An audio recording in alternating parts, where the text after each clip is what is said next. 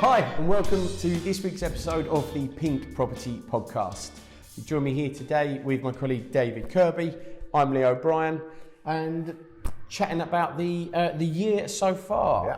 2020 has been quite an epic years of ups and downs and lockdowns and clapping and oh man, it's just been a whole culmination. It's been a hard year, hasn't it? It's been a challenge. It's been a challenge for our team, our customers, our clients, everyone in a lot of different ways, from everyone trying to homeschool through to trying to move house, trying to keep food on the table. It's been a tough year. Tough year. We're back to it again already. This week back to homeschooling and lockdown. We've just gone into tier 3 again in Hertfordshire, and I know catching up with a lot of the rest of the country that have already been in tier 3 for a long time as well. In preparation, hopefully to have some sort of Christmas that everybody's looking forward to. I think everybody needs the break more than ever this year, and very much looking forward to it. And I think I've been really quite impressed with how the team and how we have overcome this year, because yes, like you say, there's been absolute devastation in areas of the economy. However, the property economy has really catapulted in the sort of second 6 months of this year, particularly, and as we were mentioning last week on the episode, that people desperately trying to get exchanged, and that hasn't changed this week.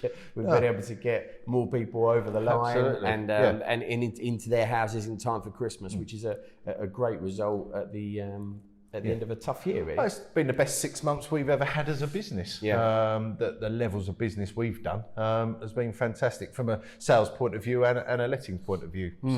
Although we missed out on a couple of months at the beginning of the year, and then had to ride the storm of the second lockdown as well, I think as a company and how the team have performed has been amazing. So great year. And all the predictions and estimations are out this week. Rightmove have released their figures. So the average annual house price increase across the country is actually up 6.6% this year, which is ahead of last year, which is good. And we can see that locally. And you've really seen that. The area that we are in, which is this sort of east of England area, is actually up 7.2%. And we'd seen obviously great interest from people coming outside of London and moving up into this region of the country. It's still got a real draw to it, hasn't it? For a number of reasons around schooling and transport and sort of way of life, but still with connectivity. And that has really proven in those figures there. Absolutely. We were chatting this week around how the housing market is so important to the economy. It is so intrinsically tied throughout the economy and how money is spent and what people do with their money. It's a very important part, isn't it? Yeah, it drives the country, drives the economy. It needs to stay strong. The government need the transactions to take place. People need to borrow money, borrow on mortgages, just to keep this country moving. And I think even with the stop of the stamp duty relief at the end of March, I think there's been some other things put in place, like we've been discussing, lots more 90% mortgages around from some main high street lenders. NatWest was this week's lender. So really encouraging that the government just want to keep this property market going. And that is my prediction for next year. It's going to be as good as it has been for the last 6 months.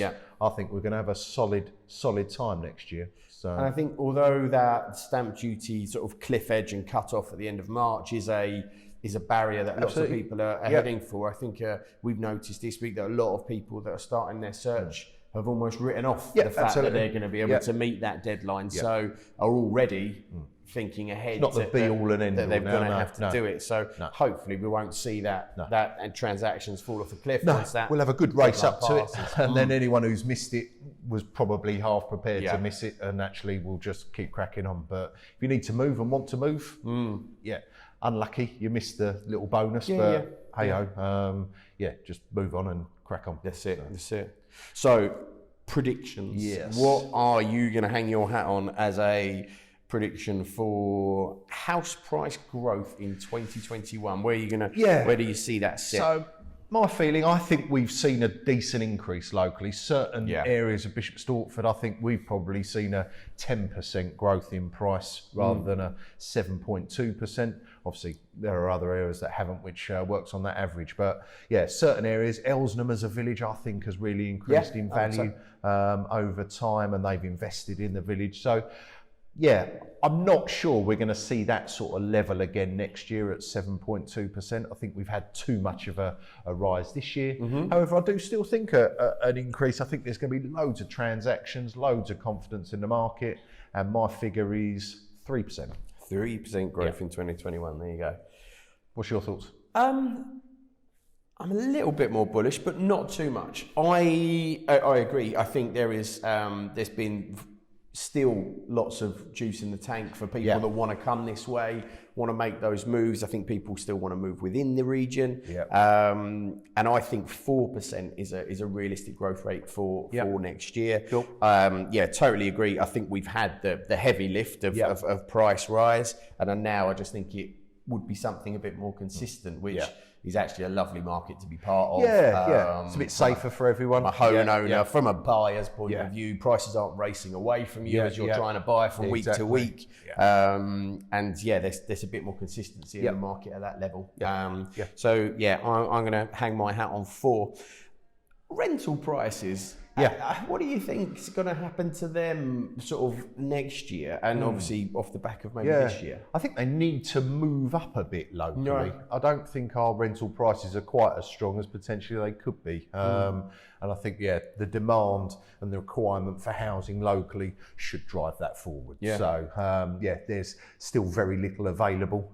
Anything comes on, the guys are letting it within a week or two. So demand is high. So I think we can tweak and rev these prices up a little bit for our landlords. So. And are we finding upon renewal and things like that, the rental prices are increasing? Yeah, absolutely. Nearly every time. Every time. So not by a lot, but small increments, £25-50 a year increases, there is movement in just that market to keep this market moving. That's great. Which is only right.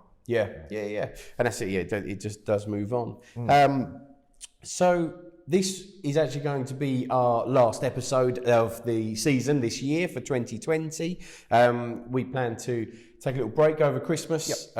We've got a couple of days. We're going to close the business here on Wednesday the 23rd.